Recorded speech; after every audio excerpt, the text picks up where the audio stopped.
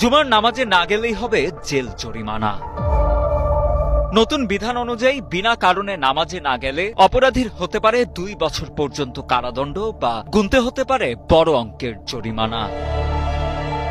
নামাজে না যাওয়া মুসল্লিদের জন্য সম্প্রতি এমন যুগান্তকারী সিদ্ধান্ত নিয়েছে মালয়েশিয়ার তেলেঙ্গানু রাজ্য সরকার। সরকারের ঘোষণা অনুযায়ী কোনো বৈধ কারণ ছাড়া জুমার নামাজে অনুপস্থিত থাকলে এখন থেকে 2 বছর পর্যন্ত জেল, 3000 রিঙ্গিত বা প্রায় 170 মার্কিন ডলার জরিমানা অথবা উভয় দণ্ডেই দণ্ডিত হতে পারে অপরাধী। মালয়েশিয়ান সংবাদ মাধ্যম দি স্টারের এক প্রতিবেদনের বরাতে জানা যায় এসব তথ্য। আগে এই রাজ্যে যারা কেবল 3 বার টানা জুমার নামাজ বাদ দিতেন তাদের জন্যই ছিল শাস্তির বিধান। তবে এখন থেকে একবারের জন্য এই আইন ভঙ্গ করলেও কঠোর শাস্তির মুখে পড়তে হবে মুসল্লিদের।